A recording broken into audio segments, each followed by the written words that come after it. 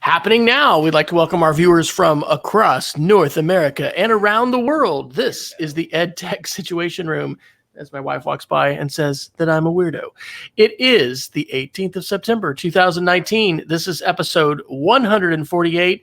And yes, folks, it's the Thai episode. So I am Wes Fryer coming to you from Oklahoma City, where I am the Technology Integration and Innovation Specialist at the Cassidy School, a mere 8 minutes down the road from our house. And I'm joined, as always, by Dr. Neifer, looking quite dapper tonight. As I understand, you are accepting a new role related to ambassadorial international politics. Is that correct? Well, sadly, I'm not joining the Foreign Service, which actually, now that I think about it, would have been a great career choice for me 20 years ago. But I was supposed to have a meeting today with an ambassador, not the ambassador, but an ambassador from Ireland related to our Irish Studies program at the Montana Digital Academy, where we teach Irish Gaelic as part of our program across the state. But unfortunately, he was delayed on his way to Missoula, Montana today. So it just ended up being Necktie Wednesday. And as it turns out, Dr. Fryer, you and I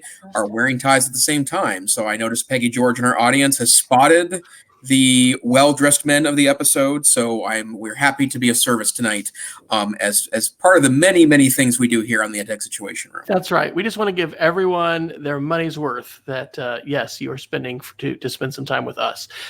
So we want to let you know you can access our show notes and links for the articles that we will talk about tonight on edtechsr.com/links. And as he has been doing a lot of lately, Dr. Neifer has done the yeoman's job getting a lot of links in there, and I've only dropped a few. You never know who has dropped in the links, but as we choose our articles on what we would like to talk about, you get some clues. So, Jason, where would you like to... Actually, let's do a quick weather update. It's not a weather show. It's always interesting. Again, mid-90 degree Fahrenheit today. Wow. Someone who's not a meteorologist said this may be our last hot day, but I'm not going to go to the bank on it. In our more northern climates, Jason, are you enjoying 90-degree hot summer days still? We are not. We did have beautiful days this past weekend. I believe the high on Saturday was mid-80s, maybe Sunday, low to mid-80s. And then Monday it was warm. I was not in Helena on Monday. I'm sorry, I was not in Missoula on Monday. I was in Helena Monday and Tuesday. I came back to cool temperatures. And today, well, right now it is 51 degrees in Missoula. It's been raining for the last hour, according to my favorite weather app, which is Dark Skies, which is a beautiful app on both iOS and Android. It will be raining for the next hour, and then tomorrow it's going to rain all day. Friday it's going to rain all day. Saturday and Sunday it's going to rain all day, which is kind of the new Missoula fall. So, but this means no fires and smoke, right? So you're done with that. Exactly. Yep, and we are past the season that traditionally we would have fire issues, and so yes, thank goodness this is the second summer in a row where the fires were much more minimal compared to summer 2017, which was a terrible fire season in the state of Montana, canceling what I would assume would be hundreds of sports events, thousands upon thousands of recesses for kids across the state, and so we are glad that we are more wet than we are warm. And I would assume, I mean, it's not unheard of. In fact, I was thinking about this the other day. My first day at Carroll College, which is a college in Helena, Montana. It's a private college that I went to for my undergraduate degree. It snowed on the first 2 days of my college experience in 1992, and that was late August. And so snow can appear at any time in Big Sky Country. It's not, it's not Alaska, it's not Northern Canada, it's not Iceland, but it is a snowy climate here. So snow will come anytime soon. And to be frank, this younger gentleman probably didn't particularly care for the winter. I'm starting to enjoy it. I think there's a nice solitude to it, and snow is better than fire. Absolutely. We are ready for fall here in the Midwest. So where would you like to begin in this lovely collection of articles that you've got tonight? Nicely titled, by the way, just to give everyone a preview: Android World, Google, Chrome OS, Apple, Connectivity, Security Disruption, Buyer Beware, AI, Technology Correction, Media Literacy, Info War, Disinformation, and then the miscellaneous category. So, Alex, what would you like to request from Alex tonight to begin? Well, let's talk phones. I think that there's an interesting story going on right now. We're obviously in the Christmas buying season for technology, and most of the major manufacturers are releasing new phones this fall. And last week we talked about the new iPhones. I will tell you that I've been talking to the Apple faithful in my technology circle, and I know at least 3 families that use the opportunity of the new iPhones release to jump to newer phones. I know one family that upgraded from 5s to 10s. I know one family that upgraded from 6s to 10s and 11s. I know one family that updated from 4S's, which I can't even imagine how those are still running, to be frank. And they are buying 8s. And my family is in the middle of a unfortunately complicated transition. We are going to be moving. I've been on T-Mobile for nearly 3 years now. My family stayed behind on Verizon because the T-Mobile signal was not super great in rural Montana. And my in-laws in particular, we have a large family plan that we all share together. They spend a lot of time at a cabin on the Missouri River that is in a deep ravine where Verizon's really the only option at the top of the ravine to get cell phone access. Where Lewis and Clark passed through, right? Isn't that? Yes, that's true. In fact, their land did have there was a campfire noted in Journal of Lewis and Clark, where my in-laws own a cabin on a chunk of property. And as it turns out, T-Mobile is now a nice, strong signal on top of the hill. And so I'm going to go through the complicated process of taking it would be 5 phones from my current Verizon plan and moving them onto my T-Mobile plan. But because all the phones, we have a 5S, we have a 6, a 6S, and then a 5-year-old Moto X, which is my dad's phone. We're going to be moving the whole fam over to T-Mobile. And I know from my friend Mike, who moved his family over to T-Mobile to update iPhones and then jump to that service, that he took him 3.5 hours on Saturday with the T-Mobile folks to move everyone over and figure out what they wanted to do. But new phones are arriving in his home daily, and his family's happy. And so I'm probably either this Saturday or next Saturday going to gather up all the family phones, trek over to T-Mobile, and move everyone over. So I would ask, a week into it, Wes, you are an Apple family. You guys use the Apple stuff a lot. Is that a new one? Well, the new one is in the mail. So in a fit of sleep-induced weakness, which I will freely blame my uncle, Ron Henley, who pocket called me and then proceeded to tell me about T-Mobile's deal. So this is the iPhone 7 Plus, and T-Mobile's running a deal for $350 for this one. And you cannot, get that on Swappa or whatever. You actually get it over a year, and they're going to put that, I guess, into your account, and you're not 100% guaranteed that's what the value is stated to be. So yeah, I think next week I will be getting an iPhone 11 Pro. Yeah, that will be arriving, and I'll have to say that the telephoto lens. So to do the shout out to our articles or whatever, actually I have a video that I put in. This is from The Verge, and this was, I think, just 2 days ago, and the title is iPhone Pro Review the Best Camera on a Phone. And it's a 17-minute and 48-second video. I actually watched that after I had made that decision, but it is such a leap forward in camera quality. And so this is clearly a rationalization, but our daughter's only in high school 2 more years. I'm taking pictures of the volleyball games. Wouldn't that look better on a telephoto iPhone Pro camera rather than this, paltry 7 Plus? So any sort of like moral superiority I think I might have had by saying, oh yes, we're not going to buy any of these expensive phones.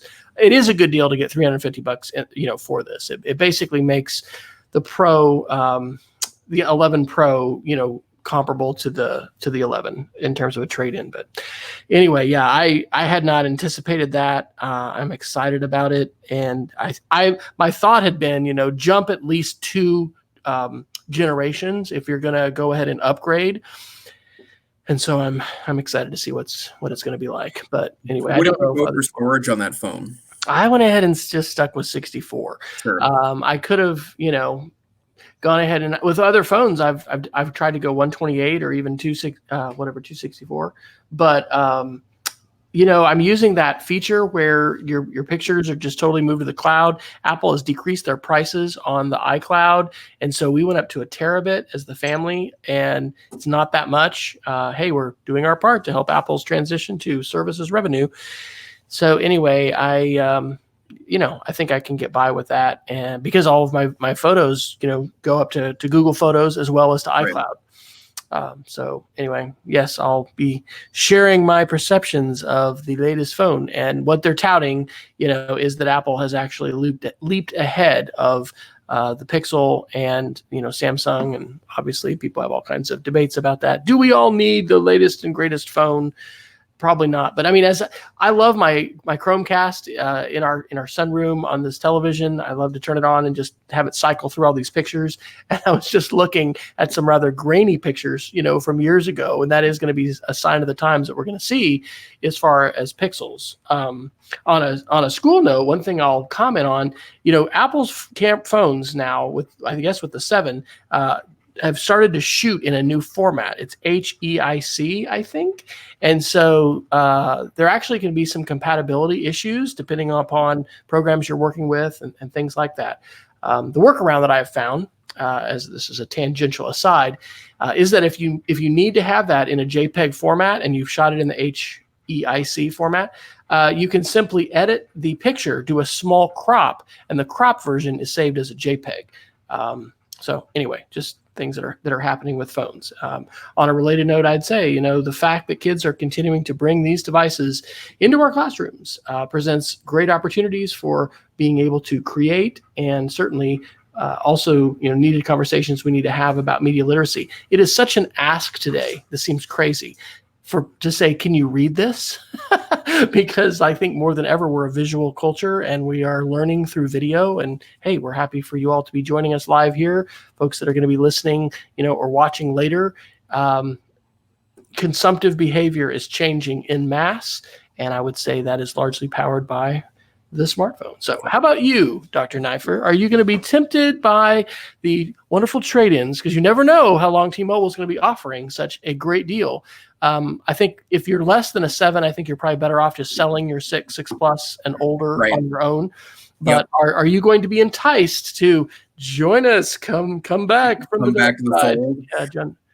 Well, let me give you one other link that's related to Apple that's been kind of factoring into our discussion as a family this week. Great article, and I don't get to say this phrase very often. Great article from USA Today on kind of the range of available phones right now from Apple, and it doesn't go into the used market. And you can pick up a 6 now or 6S for a song, and put a new battery in it, and it's not going to act like a new phone, but it's going to be a pretty compelling experience for the price you're getting for it. But it goes through all the phone options available officially from $449 to $1,449. And that's a wide range. And one thing to remember that I think is also important, that this wasn't Steve Jobs' vision of the iPhone, right? He wanted one iPhone that did one thing, and he wanted one laptop that did one thing, and he wanted one desktop that did one thing, and he wanted one tablet that did one thing. He wanted 4 SKUs or 4 available pieces, and that's the line, right? And make sure that those are as elegant of experiences as possible. And it is interesting, and I think it's a smart move on Apple's part, that under Tim Cook, that recognizing that no one is going to universally take on the $1,400 phone experience, that there is a variety of markets that Apple can speak to, and that's my family's discussion right now. My mom and my dad, who are not super advanced phone users, my mom uses her iPad more than her phone. My dad plays solitaire on his phone. That's really the extent of his inner engagement. And I think we're going to move him to an iPad this year too. But my wife's recycled 6S, I think, is going to go to my mom, and I think my dad, I'm trying to find the right phone for him in the Android market, which is what he's used to. But amongst my in-laws and my wife's probably going to be a 10, and my in-laws either a 10 or an 11, and they're at compelling prices right now. They're not cheap by any stretch of the imagination, but they're not wildly expensive. They're also not going to go dead in 3 years, and you're not going to have to scrap them. So yeah, no, absolutely not. And you'll get the Apple warranty for a year. I think I might be tempted. Well, my friend Mike picked up the T-Mobile warranty, which generally I would advise against, but he did some interesting calculations that not only do you get unlimited replacements for even self-broken phones, and when you're making that kind of investment in phones that's worth it, that it also guarantees a trade-in price in a year for X $100 or something, that he can just take over the payments he's paying now and get an upgrade to whatever the iPhone 12 looks like. As I mentioned last week, the problem for me right now is I am happy in Chrome OS world. I am happy in Pixel world, Pixelbook world. I am not happy with my smartwatch. And I watched the full keynote video about the work on the smartwatch. I've read some of the research studies that Apple has conducted with universities on the power of that platform. And frankly, they're kicking Android's butt all over the place. And the wearable is an interesting what if, minus that, right? Like, I do like that I don't need to be tethered to my phone. I like that it shows my blood sugar. That's super great. It shows my trend. And that's interesting data that I don't need to look at my phone. But the stuff, I'm a 45, well, almost, what am I? I'm a middle-aged gentleman, right, who is obviously not a CrossFit guy, and I am very tempted by the notion of something that's better tracking my heart. I do have a heart rate monitor on here. It tracks my average heart rate throughout the day. It's useful data and information. When I'm stressful, it goes up. When I'm getting more exercise and not stressful, it goes down. And, I get that. But all those compelling health data pieces they're adding to the Apple Watch, it's just really interesting. So I don't know. I'm probably going to be in Google for a while longer, but every time they wave that watch in my face, it's pretty tempting. Well, I'll say this, Chrome is working great on the phone, and I love synchronizing as far as passwords and things like that. We have a responsive website for our school versus having a mobile app, and so I'm there, and I can do attendance and whatever. I'll say that on the watch, I've enjoyed both on the class I'm teaching on Sundays, as well as just my weekly classes with 5th and 6th graders.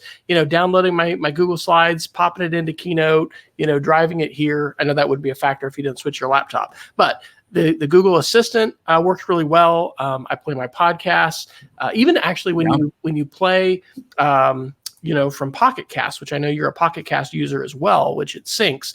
It's cool because I can even if I start that from the phone, I can control it with the Google Home speaker, and then I have not found a difference in the Google Assistant really, from the phone versus, talking to Google Home. So anyway, there's a lot of good compatibility and things like that. I mean, yeah, I think the health parts are definitely the most compelling. I think in the show last week, I did a shout out to that video that they had in the keynote, which was, in fact, I didn't show that to my students, and I was going to do that. I think it's just pretty amazing, those stories of the difference that the Apple Watch's features have had to folks being able to call for emergency help, being able to get warnings when they have a real, bizarre thing that's happening with their heart.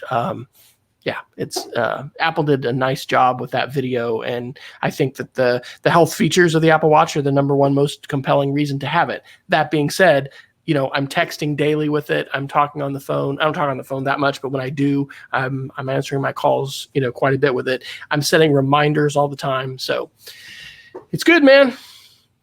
We'll see what happens. Okay, and then to balance this out a little bit, let's go ahead and talk about the Android news here. This is speculative news because their event will be until October, but I will say that they have announced that I think it's October 15th, Tuesday, October 15th is the day that they will be announcing what everyone assumes is the Pixel 4, and they're calling it a Made by Google event. And so the article that I'm citing here is 9 to 5 Google on September 16th. I don't think that mentions the prospect of new Chromebooks, but I have read by the various Chromebook news sources that they expect whatever the successor is to the Pixelbook to come out on October 15th as well. And I will say that very speculatively, there are a number of the Pixel faithful that are already saying that the camera on the Pixel 4 will be better than the iPhone 11 Pro camera. And I'm sure it'll be competitive because I do think that there is a good, maybe not great, argument to be made that the Pixel 3 was a better camera experience than the iPhone, whatever the 10 version 2 was, but we'll have to see. And part of the problem is that I think both platforms are so great and they're putting so much great hardware into these phones that you're starting to really nitpick to try to find differences between the two. So I'm hoping that there are new Google designed Chromebooks on October 15th. I hope whatever the Pixel 4 is makes people happy, and that, they feel like that they can stick with the platform. So we have two great ecosystems with two great flagship phones. Yeah, definitely. And one kind of related thought. So at our middle school, our kids are not allowed to really have their phones out during the day. They're supposed to be in their lockers if they have them. But I do have my students doing a lot of recording in the computer lab with Seesaw, and then we've also been using Adobe Spark Post. And anyway, just with phones and all of that being present, I've heard my own voice in the background, when kids are recording and things like that. And it is something to keep in mind. I don't know how many teachers have a story about that, but it's a little bit, it's not unnerving at all, but it's interesting to, hear yourself, in the background of these kinds of recordings. So again, these devices in pockets, just not going to be going away. I have not done a survey yet this year of my kids to kind of see where they're at with smartphones and things like that. But I agree. It's great to have a robust ecosystem, and I'm glad to see that, there's not a single show in town, because I think that is to the detriment of consumers and the marketplace overall. I'll do one more Apple article before we kind of leave that topic, and I put this one in from iMore. This is kind of fun.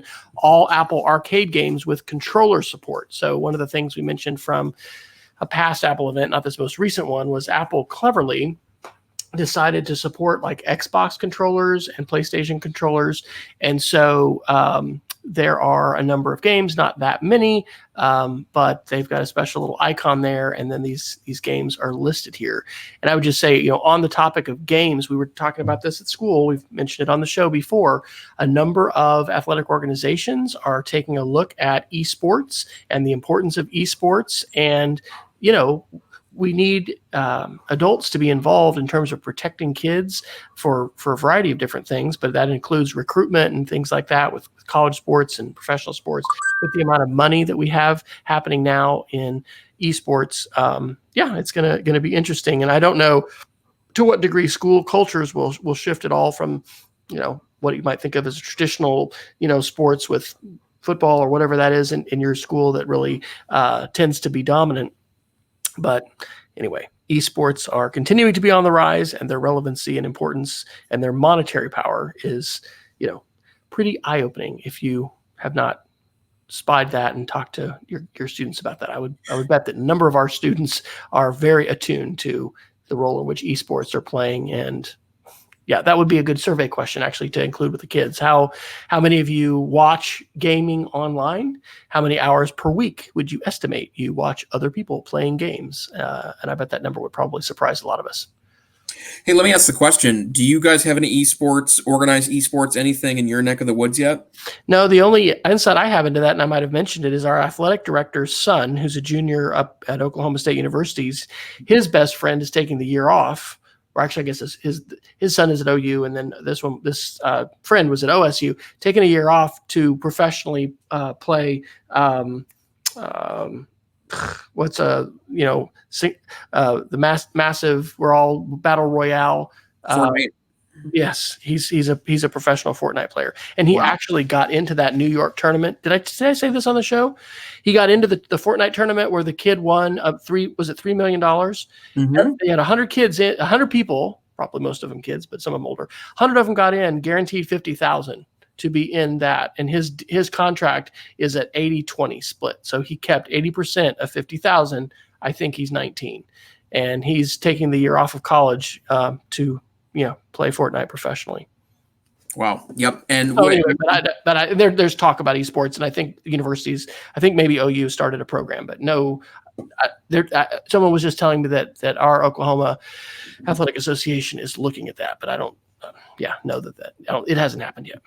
So I will say that there will be at least a session, if not two, featuring esports at NCCE this year. I was part of the committee that looked at proposals and try to help fill out the big grid at the conference, and a lot of interest in it from members of our advisory committee, and then also there seems to be a lot of audience interest in that. Well, and I do think that esports coming to a school near you, and I was part of a conversation a couple weeks ago on Twitter, and I'm sorry I don't really remember what the context of it was or who I spoke with, but one of the things that was being talked about was that how great it was to be able to have kids bring their hobby into school, right, their passions into school, and have something that's publicly viewable.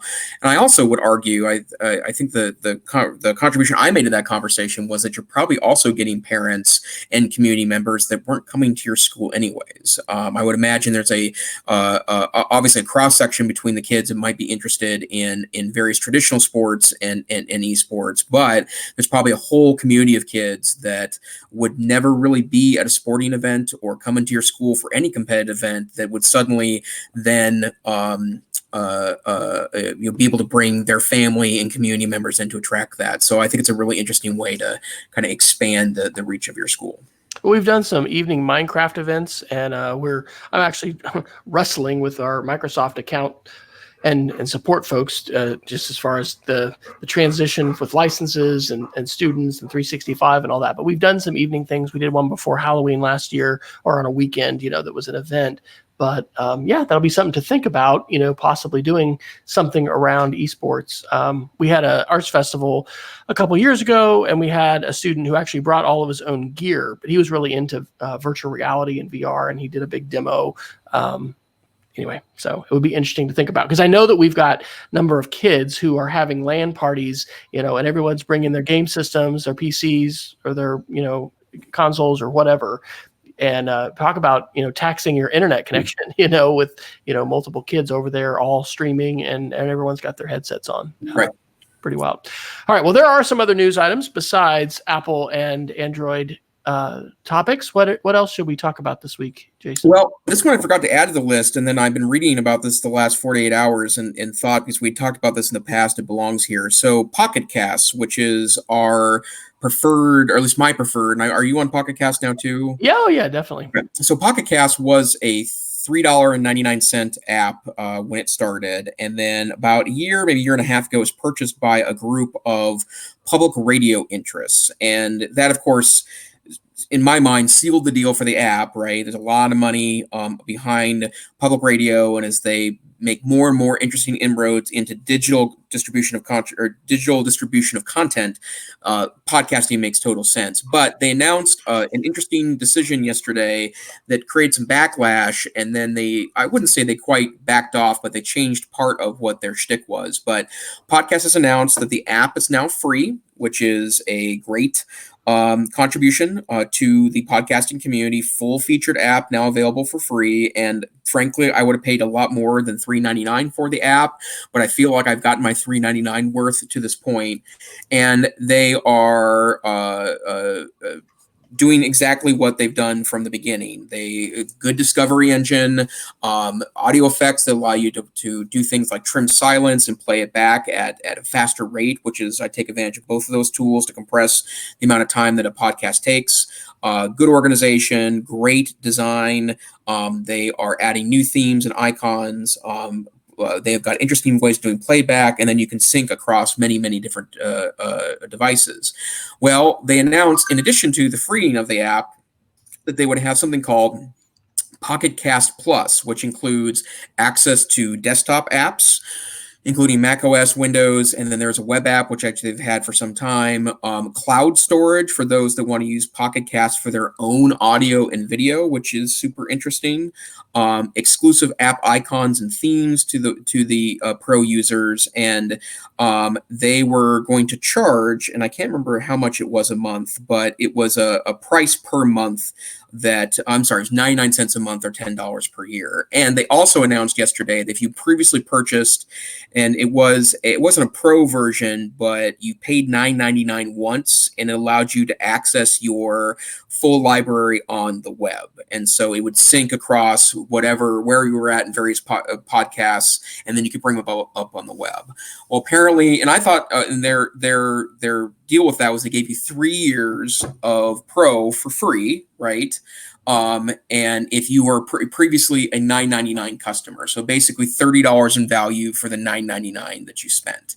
Well, apparently there was outrage that users that had paid $9.99 felt as though that they were being ripped off. I will admit that when I first read they were going to have a pro version, I was scared that the free version would slowly creep away from the pro version. And even though I was receiving 3 years of that service, that eventually I would have to pay for that service. And to be clear, $10 a year is not a premium price for an app that I use every single day, right? So that wasn't a big deal. But today they have announced that if you've purchased at any point the pro version of Pocket Cast, you will get a lifetime subscription to the pro version, which I think is very generous on their part. And I will continue to talk about Pocket Cast as the app for organizing and listening to podcasts. So if you have been hesitant to this point because you're happy with your current podcast app and the investment of $3.99 wasn't worth the exploration to you, I would suggest download Pocket Cast now. It's an extraordinarily good app. You can listen to every episode of EdTech Situation Room, which makes it a premium app in itself. And the bottom line is that the only other podcast app that I've ever used that comes close to the functionality is the iOS-only Downcast. But it's on iOS only. So for you in the Android world or someone that wants to access this content on Mac, PC, or the web, Pocket Cast is the place to go. Yes, absolutely. We had a podcasting conference this last weekend. We're Story Chasers, and this isn't my Geek of the Week, but I'll include the link in the show notes because all the resources, it was a single track conference. And so I shared the keynote and then 2 of the breakout sessions on quick edit podcasting and then post-production tools. In the research that I did, it's actually slide 15 of the keynote, and I'll put this link into the show notes. I read this article from Time, which the article is titled, "These are our 5 favorite podcast apps right now." But at the top of the article is a video, and it's titled, "The U.S. podcast industry is picking up steam, but it's nothing compared to China's." The Chinese podcast market, and this was statistics from May of this year, May of 2019, brought in over $7.3 billion in 2017. And interestingly, the Chinese podcast market is a subscription market. So we've talked about this before in the show when Spotify purchased Gimlet Media and they also purchased Anchor. Evidently, part of their play for that is this idea that they are going to financially benefit from podcasts. And so while I have a real passion for open source and the open nature of podcasting and the fact that you can, I think today speak to whatever smart speaker you want and go to just about any, major podcasting app and say or search for EdTech Situation Room, you are going to be able to listen. That is not the future I think that we're going to. I'm positive there's a lot of folks eyeing that Chinese market, seeing all those subscriptions and seeing dollar signs. Yep. So it's just interesting what our normal is. And like you said, there's this huge backlash to Pocket Cast. I hadn't realized the Pocket Cast had sold. I dropped into the show notes a video interview from the Twit network. And this was, maybe, did I drop that in? Yeah, actually, I need to move it up. May of 2018. So this was last year, but it was called Inside the Pocket Cast Acquisition. And so the founder of Pocket Cast, who's from Australia, talks about it and the philosophy behind public radio and the whole group that got them, et cetera. So it's been a great day for podcasting. I think it still is. I'm going to be interested to think about monetization. And honestly, Jason, one of the things we could talk about, when I was in the workshop demoing the Anchor app, it popped up, "Hey, would you like to monetize?" And actually on the one, I have one now called Class with Dr. Fryer, and you could tell your smart speaker, "Hey, G," or "Hey, Madam A, play the latest episode of Class with Dr. Fryer." and you'll hear actually the summative podcast that we did at this conference. But I went ahead and tapped monetization, and what they asked me to do was record a 30-second ad for the Anchor app. But then beyond that, the payouts and the things like that are there. So I would predict with my crystal ball that we're going to see similar. Well, I mean, with Netflix, and obviously we're used to subscriptions with streaming video, that there's not a norm of, besides YouTube, of course, to be able to pay for subscriptions. But anyway, we're having more and more choices, but I think we're going to see more subscription options for podcasts. So I love the fact that this is free and anybody can get it. But Jason, would you quit your day job if you could just podcast? And I guess we just wouldn't be as up to date with things though if we were not working in the educational field. I don't think anyone's quitting their day job, but supplementing income certainly would be something to think about. I just, from what I've seen educationally, like putting Eric Langhorst could actually speak to this, because I think he's put ads on his blog, and there are people pulling in a really nice living. Richard Byrne has a phenomenal blog, and he's the most prolific educational blogger ever in the history of blogging. So there's a few folks out there that are making a living at it. But anyway, it's going to be interesting to see what happens, and I think that we need to also be advocating. I think podcasts have a role to play, by the way, in, if not the reinvention, the reinvigoration of our democracy and our Republican form of government. There are a lot of complex topics that we need to be able to talk out,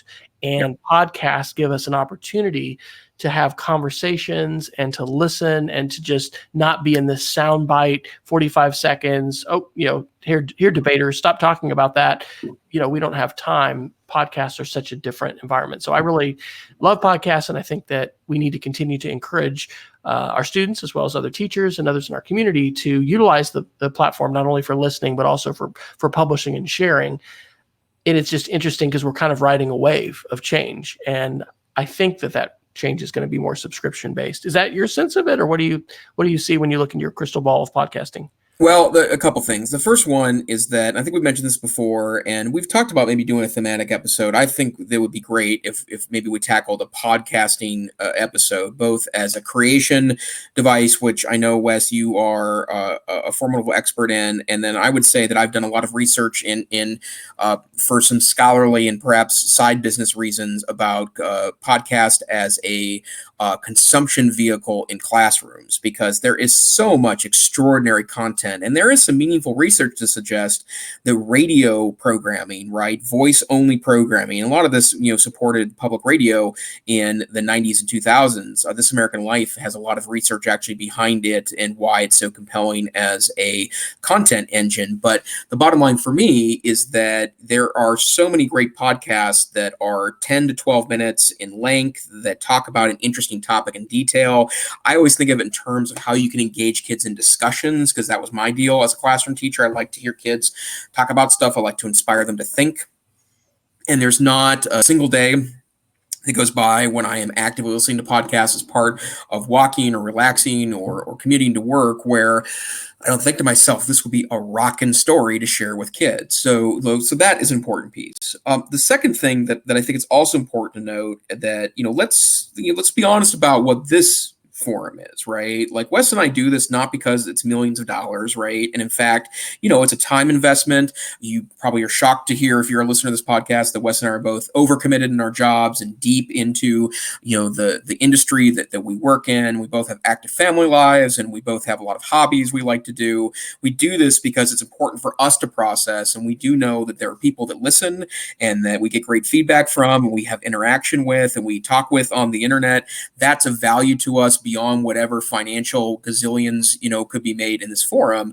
But I like the notion that Gimlet Media, which is a multi-$100 million business producing podcast with, a lot of ex-public radio people putting extraordinary production value into their podcasts, is listed in the same directory as the EdTech Situation Room, which are sure, certainly a couple of guys that understand what they're talking about in regards to the topic that we're speaking of, but this is an amateur podcast. And the fact that we can be in a directory together, that we are advertised together, as long as, there is some attempt to categorize that content. And, I don't think we talk about anything dangerous. I also don't think we talk about, we're not edging people towards more more radical extreme, radicalization. Yes. Yeah. Many people have been radicalized to wear tinfoil hats because they've watched the show.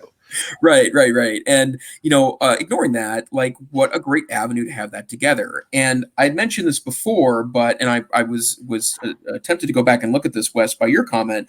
Luminary is the app that is charging $6.99 a month, $9.99 a month. I need to look at how much I'm paying for this. And I'm glad you mentioned it, because as it turns out, I am paying for premium, the premium piece on here, and there's only one podcast that's on this environment that's worth me paying any money for at all, and that's Note to Self from WNYC. Yes, Productions. I missed that. Well, and as it turns out, I've been subscribing to this for a long time, and as it turns out, I have only listened to 2 episodes since I subscribed.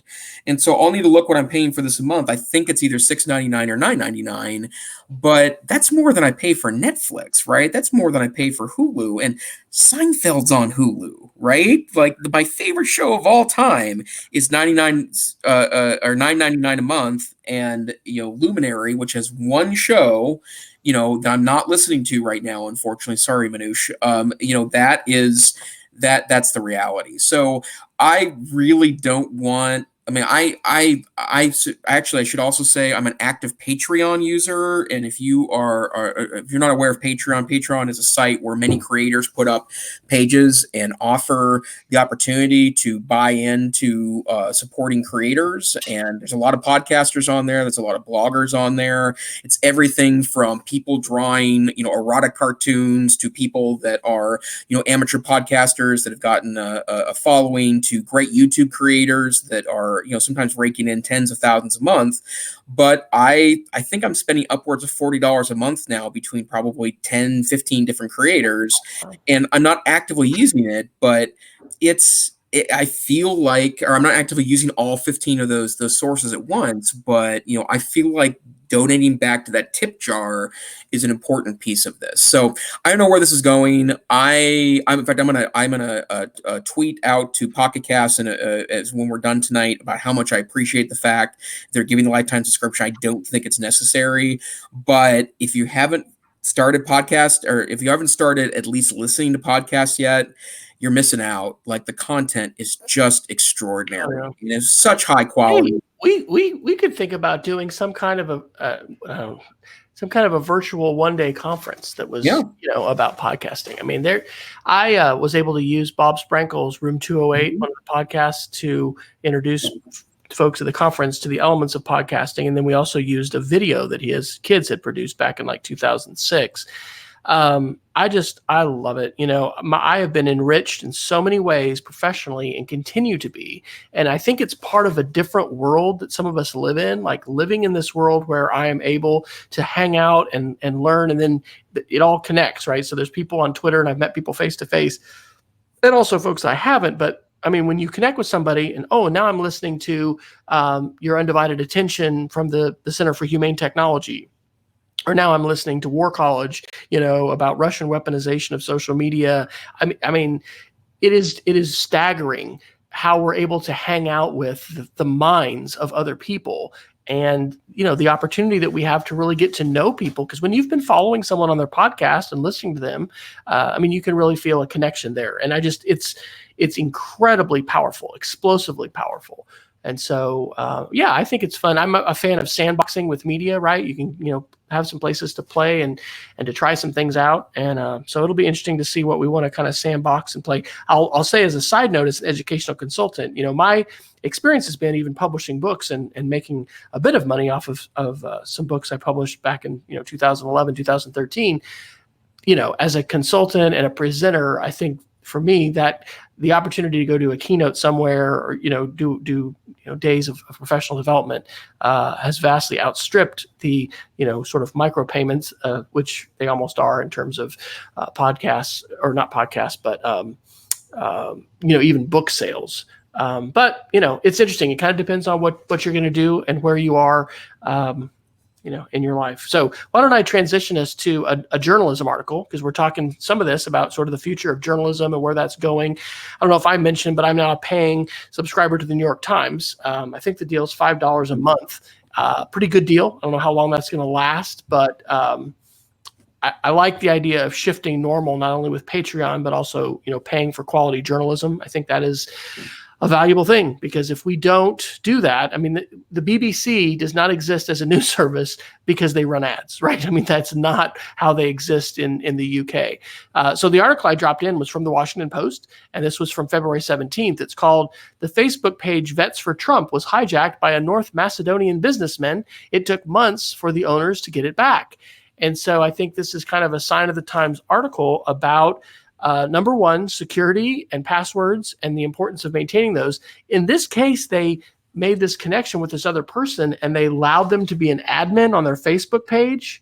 And then they got demoted to like subscriber. And so this person, who turns out by IP address to have been identified as being in Macedonia, is for a period of, I think, months, controlling this page that is targeting vets who are for our chief executive. And the article talks about how vets as a group, veterans, tend to be politically active. They tend to get others active. But anyway, it's kind of a wild tale. Who is behind the curtain, right? How do you know who it is that is sending you a message, is promoting this article, is sharing something?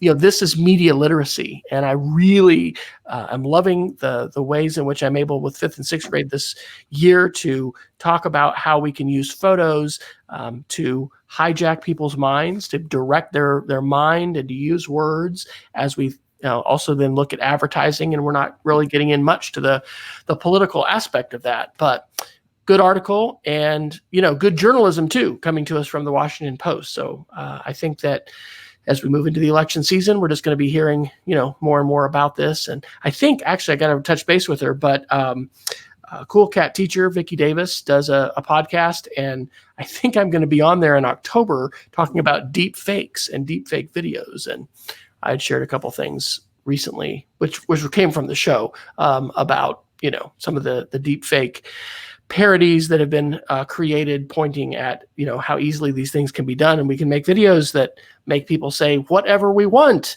And this is the media environment in which we live. So more important to be media literate and encourage everyone, not just kids, but everyone, to be media literate. And I would also note that, to echo what Wes said, I'm also a subscriber to the New York Times. I pay $10 a month for that, and have for probably, I don't know, I would say upwards of a decade now. I would also note that if you have a .edu address, you can get the Washington Post for $5 a month. And it may be true that you can get verified as an otherwise school user, teacher, student, administrator, but I pay for both of those. And I also buy a subscription, digital subscription to my local paper, even though I find a bit less value there. But I have to fund journalism, and journalism's never been for free, nor should it be for free. And I would encourage you to follow our lead. And if you take advantage of any journalistic source, shell out some dough. It's worth it. Peggy George in our chat room is giving a shout out to this Washington Post article, what parents need to teach kids about deep fake videos. And we probably could also say what parents need to know themselves, what voters and citizens of any age need to know. So that's good, Peggy. Thanks for that. And I will drop that one into the show notes as well. So we've got about 10 minutes till the top of the hour, and lots of articles we didn't get to. What's another headline? Maybe we can go a little more rapid fire with some of these to get through a few more of these before we Geek of the Week it. Sure. There's a bigger point here, but I can go quick here. The Movie Pass, which was an extraordinary effort to try to disrupt the movie industry, is shutting down after iteration after iteration after iteration, and shutting down once before. It was an unlimited service. I think at one point it was $19.99, then it was $29.99, then it was $9.99, then it was $19.99 again, and offered you unlimited movies. They can't make it work. And the reason why I think this is important is because disruption, I feel like we were getting a more even-handed notion of disruption in all industries, including ours for that matter, in education. Wes and I were both fans of the notion, I think, as it's grown in education. But as it turns out, there are lots of institutions that are probably about what they're going to be in regards to cost and its value proposition. And apparently movies at this point is one of them, as the industry decreases the number of viewers in movie screens, as home theater becomes a more popular and viable budget option. MoviePass can't disrupt or keep up. Very good. Let's see. What about the security article about LastPass from The Verge? Yes. Wes, you're a LastPass user, is that correct? Using both LastPass for school, and then I'm a one password user. We recommend LastPass since it is free, and we're not managing that, from a school standpoint, but have definitely, I think we have over half of our users now on a password manager, which is a pretty big great deal. So, yeah. So LastPass, which I think is one of the gold standard apps, OnePass that Wes mentioned is as well, announced a security breach. I believe it was in their web-based version of their applet that stores passwords, and it theoretically allowed a malicious person to access the last website that you put a username and password into. So in other words, you couldn't download the whole library, but it figured out a way to access a username and password whenever you last used LastPass. And if my understanding is correctly, that they don't have any evidence that this was an issue in the wild, but they updated across the universe. And even though I do not change my recommendation of LastPass, I am a pro user because that tool is valuable to me, and it stores now hundreds of passwords, of which, by the way, I'm pretty close to having 100% unique passwords across all of my accounts. It's taken me months to do, and I have some suspicion that my account, one of my old generic passwords, has been released into the wild. That has scared me enough to work on that. So even the great industrial software can sometimes have bugs. Yeah. And of course, we need to remind folks that a hypothetical vulnerability is very different than, millions of user accounts were compromised and those kind of things. And this is a question we get all the time at school as we promote password managers. Well, what happens if, we lose that or that one gets hacked? To my knowledge, we haven't had a broad scale compromise of any of the major password manager sites because there's also multiple factors there that they're doing. Typically, Oh, by the way, for the Apple Watch, Auth, AUTH, right? Why? You can just get your Auth validation code, right on your watch. So do you do that on the Android as well? I do use Authy for some two-factor authentication. What I like about the Android watch is that when Google's doing two-factor authentication, it pops up the notification on my watch, and so I can just approve it from my watch. And the first time that happened, I was sold. Before I started using a constant blood sugar monitor, I was sold just on that because that was some real Dick Tracy kind of stuff. That's right.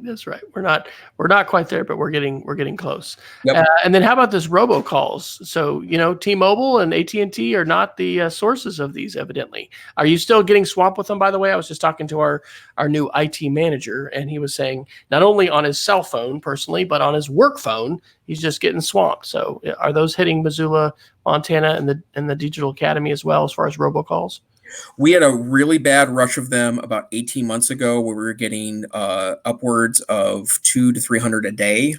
And our poor person answering the phones was getting pretty frustrated with the situation. Mine has gone down dramatically personally in the last 2 or 3 weeks, and I'm assuming I hadn't really noticed it until I found that article.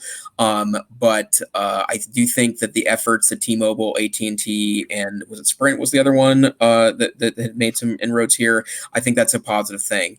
The thing I never understood, though, is that we would get calls and they would go to our teacher directory and ask for the teacher, right? And when they said they weren't available, they would hang up. And then when we faked that they were available, because all of our teachers are remote to us, we can't transfer a call to them anyway. So I would just fake that I was their voice, like, yep, this is Susan, or yep, this is Sam, or yep, this is Fred. They would also just hang up. So I never really understood what the point of that was. Like, if you're not going to steal if you're not going to attempt to steal my identity, why robocall me?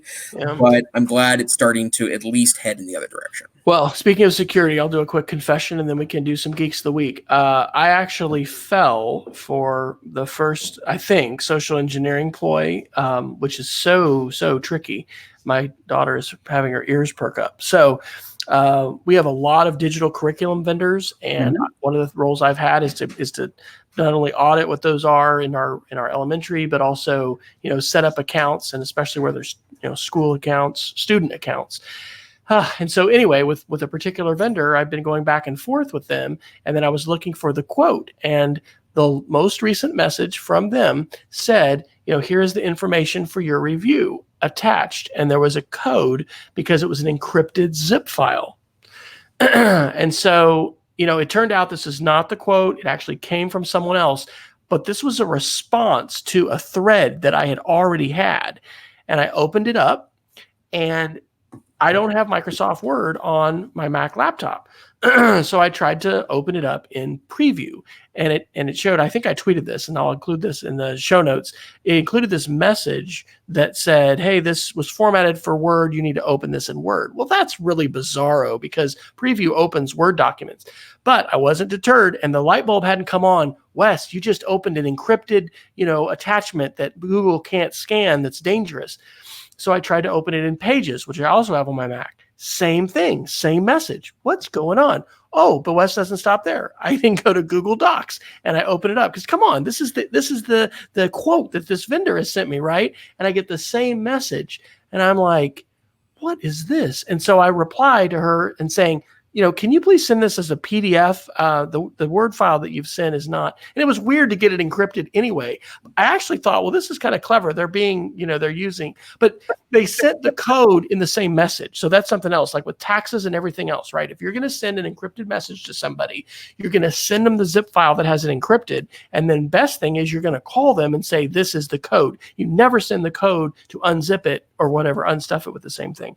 So anyway, she replied to me and said, yeah, sorry, I was hacked. Definitely, clean your machine for malware. Sorry. So you know what? We can all be tricked. That was bizarro. Well, and and I hope people take that it's not a far stretch to call Wes an expert in this area, and confluences of events, right? That's what happened. There's a confluence of events, right? It's not just the social attack, it's that it matched your experience, which is what we ask users to do, is to, ask yourself, does this make sense? Like, would, if someone's scamming my account and it was asking you to open up an invoice for $1,300 and I'm your boss, would your boss be sending you an invoice for $1,300? But I know of two other attempts at phishing, Wes, that were very similar circumstances, but the circumstance matched something that was going on, right? And so due diligence, I think, is extremely important. And even when you do it, these are tricky people, right? There's a reason why these attacks are successful. Well, have it as a warning sign. If somebody sends you an encrypted message that you're not expecting, before you open it, call them, and it's definitely a warning sign if they're sending you the unlock key or the decryption key in the same message, because that's absolutely not secure. That violates the whole idea of sending. It's not an encrypted file. If you're going to email in the clear, the code to unzip it, you've effectively defeated the encryption that you're sending. So. Yes. All right. Well, we are at the top of the hour. Do you have a geek of the week for us today, sir? I do. Actually, Wes, why don't you start? Because I don't want to steal your thunder here, and I have one to add on to yours. Okay, no problem. So I want to share Screencastify. If you're not aware, they are touted as the #1 screencasting tool and platform for the Chrome browser. And as I was looking for a tool, basically I've created a website, mdtech.cassidy.org, where I'm putting lessons, curriculum. We got blogs now going off of Seesaw as of this week for our students. They can, do a two tap publish for, some things that they would like to take from their portfolio and publish. Anyway, I've got a how-to section. So that's the other link is this how-to. And I went ahead and paid, I think it's $24 a year for the premium. But that allows me, because it records in a WebM format, I think, which is a Google very highly compressed format. But I can not only download it as an MP4, which I can upload I think I could upload the WebM to YouTube as well. But it also lets me do an animated GIF. So for some of the shorter things that I wanted to show, it's really cool to just embed an animated GIF, and there's no clicking play or whatever. You just look at it, there are the steps. Really enjoyed that. And so I've actually been just teaching my students to do this, and we're going to be doing 60-second Minecraft education house tours that they've been creating to learn how to screencast. And then we're going to use screencasting for my sixth graders in a media literacy project that we're going to be doing that came out of the Summers Institute that I went to. So Screencastify, awesome. But I'd love to know your experiences, Jason, because I'm betting that you all have a number of screencasts that you all have made and shared with Montana Digital Academy students. Would that be correct? Yeah, screencasting is extremely important. It's a strategy we utilize with all of our teachers. As an example, we have a lot of students, or I'm sorry, we have a lot of teachers that do video weekly announcements because we like the adult presence that adds into classrooms. And I'll share with you our two recommended tools for this. Screencastify is awesome. It's a great, solid app. We've moved to Loom, which is something I think it might have been a Geek of the Week of mine before, but Loom or useloom.com, really great, simple, robust app, and we've moved to that as our free app recommendation. We also have a site license for Snagit, which is from TechSmith. They're the makers of Camtasia Studio, and Snagit is if I was tomorrow left the Digital Academy to become a rogue EdTechist across the United States and was creating content myself, I think my first purchase if I were on a Mac or PC would be to get Snagit. It's a really robust screencasting software and editor for that matter, and it's really, really great. I also want to note that just a tip from my friend Mike Agustinelli, who was one of my friends that moved over to T-Mobile this weekend. They have two daughters, and their kids are both in high school, and their older kid bought an iPhone. I think it was a 10, and so moved up to that. Their younger child is not old enough yet for a smartphone, and they were looking at dumb phones from T-Mobile, and the dumb phones were pretty expensive and didn't seem like they were very robust platforms. And so what they worked out was that they did buy a cheap Android smartphone for their youngest that is just starting middle school, but they turned the data plan off. So it's effectively turning it into a kind of a dumb phone remotely, but that is a strategy that you can do. You can ask your mobile carrier to turn data off if the data is not something you want your kiddos to have remotely. And I will say, I've got to write a blog post, and this is in response actually to some parent questions about Chromebooks, but Google has really amped up the parental controls and monitoring options, as well as levers and dials that you can adjust with your kids if they have an Android phone, but also if they have a Chromebook, Chrome device. So those are good things to keep in mind. Well, when you're not here on Wednesday nights, Jason, where can our listening and learning audience catch more of your wonderful wisdom? Well, I'm on Twitter at TechSavvyTeach, and I do read quite a bit in this arena and try to share links out that are interesting to me throughout the week. I also post a lot of links about social studies education. I'm a former social studies teacher. It's something I'm very passionate about. I also have a lot of interest in open government, and so you can follow me at TechSavvyTeach. And if you're interested in more educational technology stuff, the Northwest Council of Computer Education is one of my homes away from home. I am the Tech Savvy Administrator in Residence for NCCE, and our blog is blog.ncc.org. Stay tuned. We are opening conference registration soon for NCC 2020 in Seattle, March of next year. What about you? So I'll say that in a second. I'll just answer Marta's question from the chat. She said she's used TechSmith's Jing for PC. Would Screencastify work better for Chromebooks? I would say yes. I think Jing is downloadable. And so Screencastify is entirely browser-based.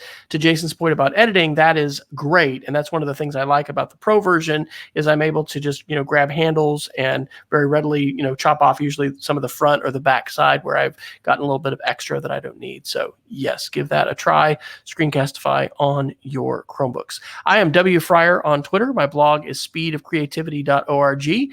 I am publishing lessons and resources for our 5th and 6th grade digital literacy and media literacy classes at mdtech.cassidy.org. So this has been the EdTech Situation Room. We want to thank everyone for tuning in. Remember to visit edtechsr.com, where you can download low low bit rate, smaller audio files, 32 kilobit versions, and you can also get a little bit smaller 240p video versions. If you do not want to watch us on YouTube, you can certainly do that. So until next time, we encourage you to be savvy, stay safe out there, kids.